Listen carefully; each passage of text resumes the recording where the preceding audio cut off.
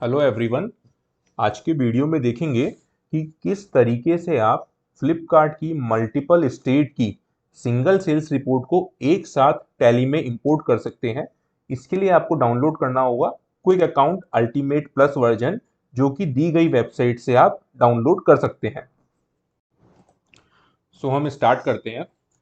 सबसे पहले हम एक डेमो कंपनी क्रिएट करेंगे। यहाँ मैं जो कंपनी क्रिएट कर रहा हूँ उसका नाम रखा है demo multi GSTN. Company create होने के बाद में हमें उस कंपनी के अंदर जीएसटी रजिस्ट्रेशन ऐड करने पड़ेंगे। जब मैंने कंपनी क्रिएट करी, एक जीएसटी रजिस्ट्रेशन जो कि डिफॉल्ट है वो तो ऑलरेडी वहाँ क्रिएट हो गया है, जो कि है राजस्थान। उसके अलावा अब जो भी जीएसटी रजिस्ट्रेशन हम क्रिएट करना चाहते हैं उन सबको हम यहाँ पर ऐड करेंगे।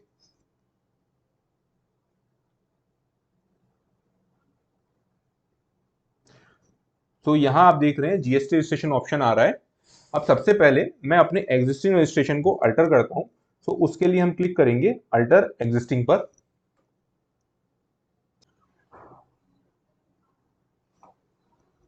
यहाँ मैंने अल्टर एग्जिस्टिंग पर क्लिक करा।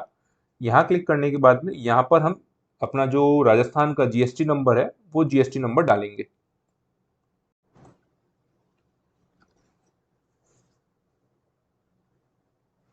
ये मेरा राजस्थान का जीएसटी नंबर है, इसे कॉपी करते हैं और टैली में फील्ड पर पेस्ट कर देंगे। इसको सेव कर देंगे। उसके बाद में हमें नया जीएसटी रजिस्ट्रेशन ऐड करना है, तो क्रिएट न्यू पर हम क्लिक करेंगे।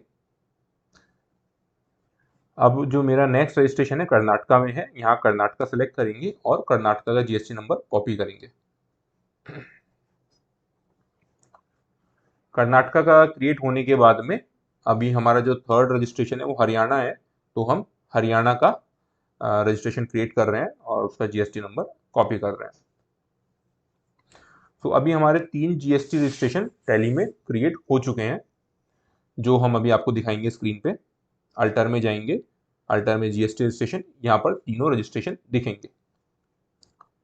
अब जो नेक्स्ट हमारा स्टेप है, हमें फ्लिपकार्ट की सेल्स रिपोर्ट को टैली में इंपोर्ट करना है। तो पहले हम आपको फ्लिपकार्ट की सेल्स रिपोर्ट खोल के दिखाएंगे। ये हमारी मल्टी स्टेट वाली फ्लिपकार्ट की सेल्स रिपोर्ट है आपकी स्क्रीन पे।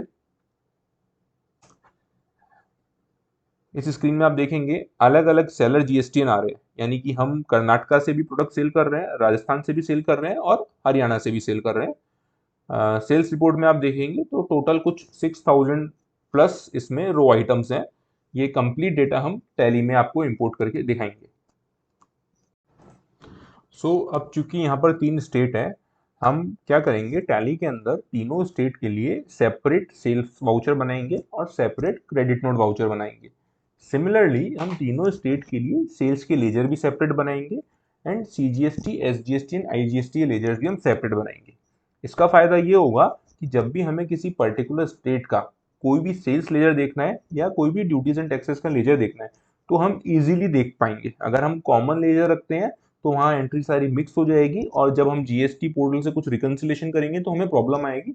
इसलिए हम एकदम लेजर्स को सेपरेट रखेंगे, वाउचर्स को सेपरेट रखेंगे। ये सेल्स के लेजर्स और वाउचर्स क्रिएट करने के लिए हमने एक बहुत ही अच्छा फीचर अपने इस एक्सेल टूल के अंदर इनबिल्ट किया है, जो हम यहाँ पर आपको प्रेजेंट करेंगे। पर उससे पहले हम हेल्प शीट पर जाएंगे और हेल्प शीट पर जाने के बाद में कनेक्ट टैली के ऊपर क्लिक करेंगे। कनेक्ट टैली होने के बाद में ई कॉम शीट पर आएंगे और मल्टी जीएसटीएन मास्टर बटन पर क्लिक करेंगे। ये जो विंडो आपको दिख रही है, इस विंडो के थ्रू हम वाउचर्स एंड लेजर्स क्रिएट करेंगे। अब यहाँ पर आपको मल्टीपल ड्रॉप डाउन दिख रहे हैं। इन ड्रॉप डाउन के अंदर आप देखेंगे कि जितने रजिस्ट्रेशन हमने टैली में क्रिएट करे थे वो सारे रजिस्ट्रेशन यहाँ ड्रॉप डाउन में अवेलेबल है।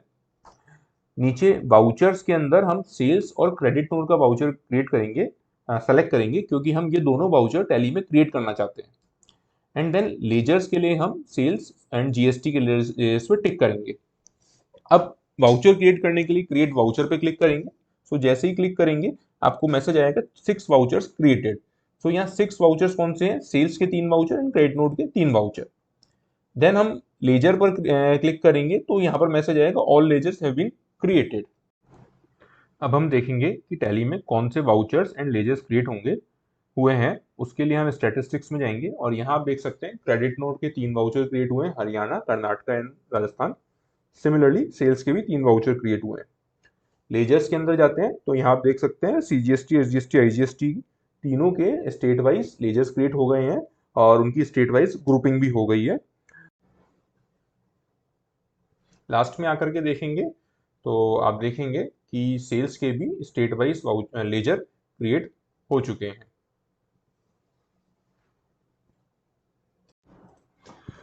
अब हम फ्लिपकार्ट की सेल्स इंपोर्ट करेंगे। उससे पहले हम टैली के अंदर लेजर बनाएंगे फ्लिपकार्ट सेलर अकाउंट।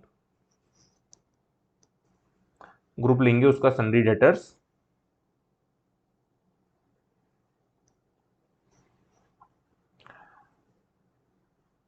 और यहाँ जो रजिस्ट्रेशन टाइप है, ये रजिस्ट्रेशन टाइप हम करेंगे ई कॉमर्स ऑपरेटर।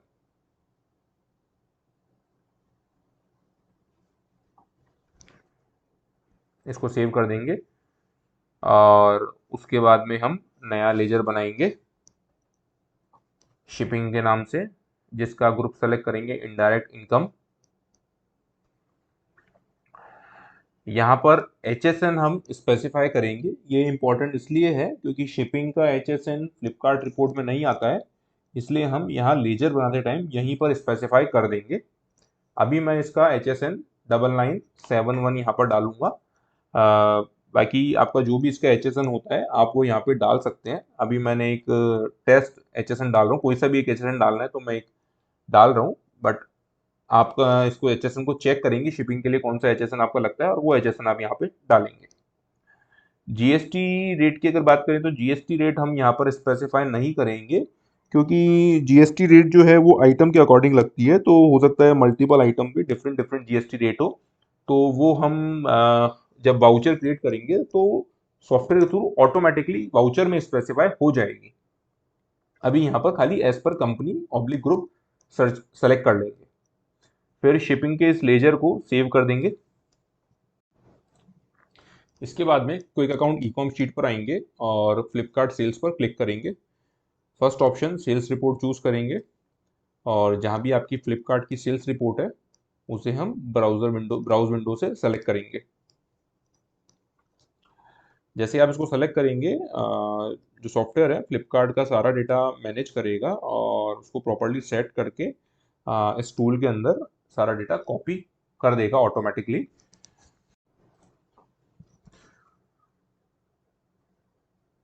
सो आप देखेंगे कि कुछ सेकंड बाद सारा डेटा यहाँ पर आपको दिखाई देगा। इसमें कुछ कॉलम्स में जो अपडेशन है मल्टी जीएसटीएन के बाद में वो मैं आपको यहाँ एक्सप्लेन कर देता हूँ। तो सबसे पहले आप देखेंगे कॉलम नंबर बी जो वाउचर टाइप के लिए, यहाँ पर सिंपल वाउचर टाइप नहीं आ रहा है बट वाउचर टाइप के साथ में स्टेट नेम भी आ रहा है। लाइक हमने जैसे वाउचर टाइप बनाया था टैली में सेल्स डैश राजस्थान और क्रेडिट नोट डैश कर्नाटका, उसी तरीके से वाउचर टाइप यहाँ पर आ रहा है।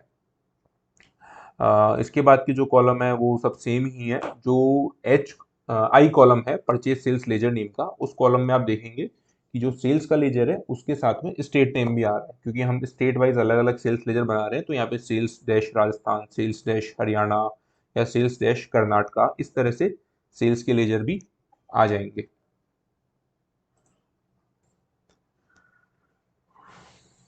एक हम इस सेल K4 पे शिपिंग का लेजर स्पेसिफाई करेंगे। उसके बाद हम लास्ट के कॉलम्स में आएंगे। तो लास्ट में हमने दो उससे पहले एक HSN का कॉलम हमें यहाँ दिख रहा है, तो आप देखेंगे कि जो HSN कोड है वो यहाँ पर फ्लिपकार्ट रिपोर्ट से आ गए हैं।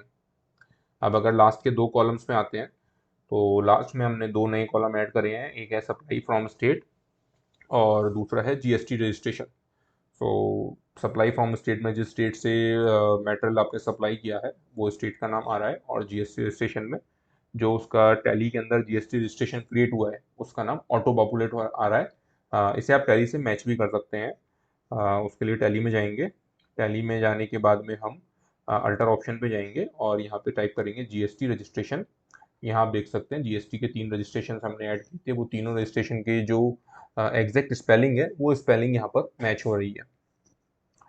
सो अभी ये डेटा हमारा रेडी है।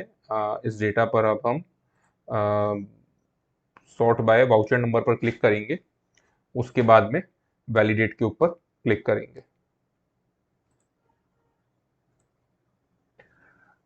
कुछ सेकंड्स के बाद में ये डेटा हमारा वैलिडेट हो जाएगा।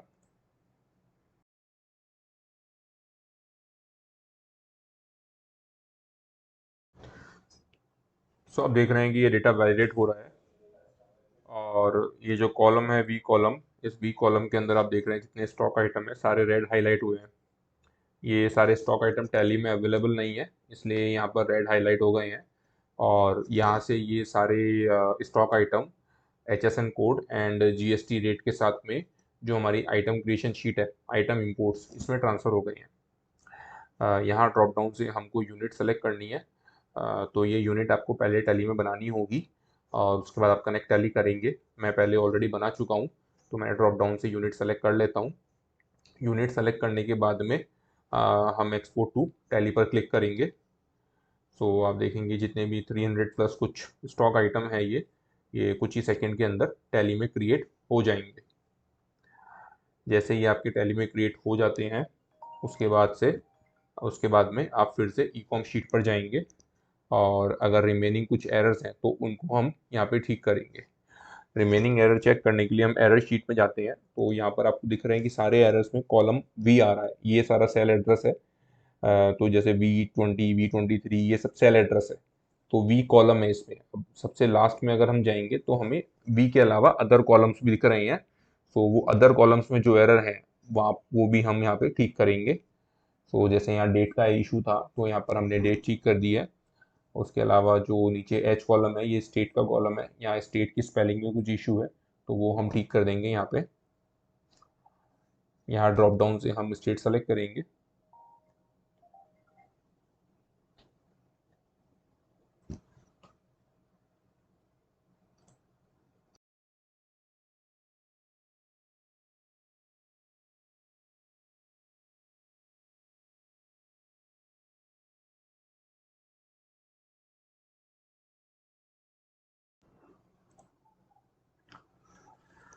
जैसे ही हमारा ये वाला प्रोसेस कंप्लीट होगा, तो उसके बाद हम एक बार फिर से वैलिडेट बटन पर क्लिक करेंगे, कैलकुलेट एंड वैलिडेट।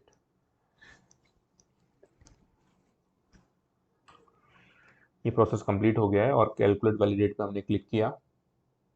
अब ये डेटा दोबारा से पूरा डेटा वैलिडेट होगा, और चूंकि हमने सारी एरर ठीक कर दी है, तो इस बार डेफिनेटली वैलिडेशन सक्सेस मैसेज हमें रिसीव होगा।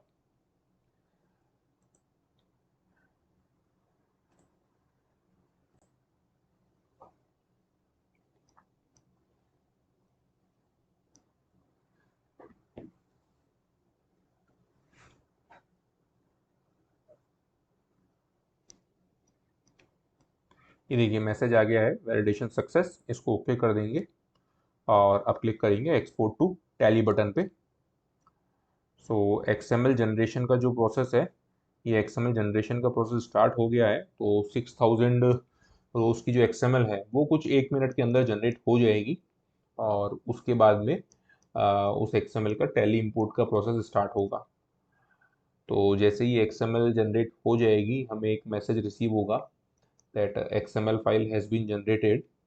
एंड अगर हम उसको डायरेक्ट इस एक्सेल के थ्रू टैली में इंपोर्ट करना चाहते हैं, तो हम यस पे क्लिक करेंगे।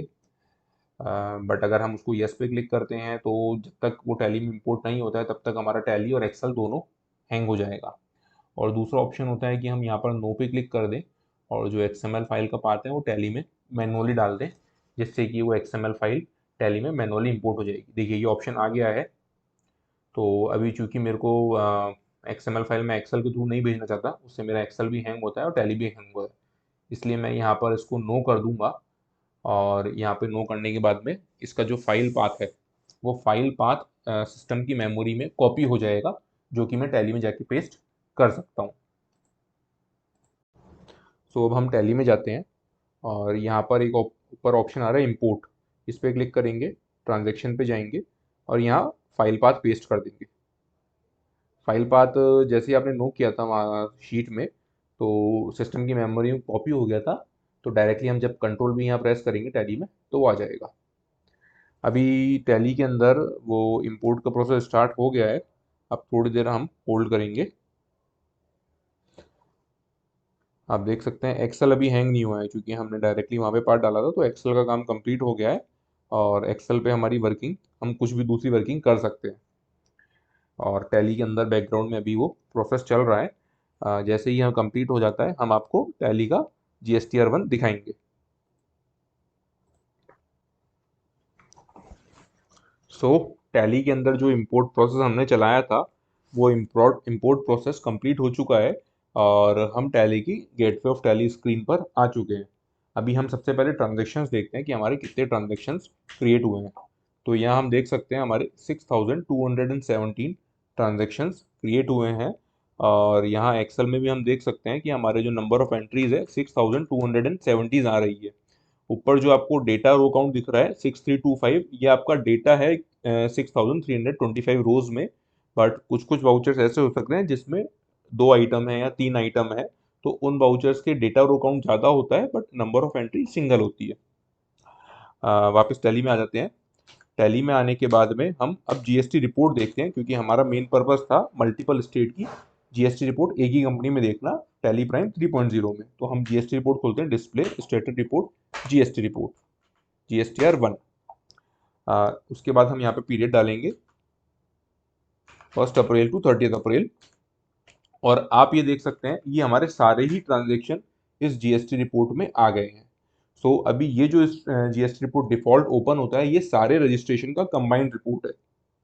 आप ऊपर टॉप लेफ्ट में देख सकते हैं GST रजिस्ट्रेशन, ऑल रजिस्ट्रेशन लिखा हुआ है। अगर मुझे किसी स्पेसिफिक स्टेट का रजिस्ट्रेशन देखना है तो मैं यहाँ राइट साइड में F3 कंपनी टैक्स रजिस्ट्रेशन पर क्लिक करूंगा और वहां से जिस स्टेट का GSTR1 मुझे देखना है वो स्टेट का डेटा मैं ओपन कर सकता हूँ। तो मैंने कर्नाटका का डेटा ओपन किया, तो कर्नाटका में केवल मेरे 127 वाउचर्स थे, उसका डेटा मुझे दिख रहा है। मैं इस GSTR1 को अलग से एक्सपोर्ट करके JSON फाइल जनरेट कर सकता हूँ। सिमिलरली राजस्थान का मुझे देखना है तो मैं राजस्थान का भी देख सकता हूँ। तो आपने देखा कि सिंगल टैली कंपनी में एक ही बार में फ्लिपकार्ट का कंप्लीट सेल रिपोर्ट हमने इंपोर्ट किया और अलग अलग GST रिटर्न स्टेट वाइज हमने यहाँ पर तैयार कर ली है। आपको इस में हम वीडियो में जो भी प्रोसीजर हमने बताया है, आपको स्ट्रिक्टली वो ही प्रोसीजर फॉलो करना है। अगर आप कोई चीज़ मिस करते हैं या कोई लेजर क्रिएशन में, आइटम क्रिएशन में कोई एरर करते हैं, तो यहाँ पर आपको इस GST रिपोर्ट में एरर्स शो हो जाएंगे। और फिर जब बल्क डेटा होता है तो ये एरर ठीक करना एक टाइम कंज्यूमिंग प्रोसेस होता है। इसलिए वीडियो को हमारे ध्यान से देखें और जो उसमें स्टेप्स बताए हैं उन सबको सिमिलर सीक्वेंस में फॉलो करें। Thank you.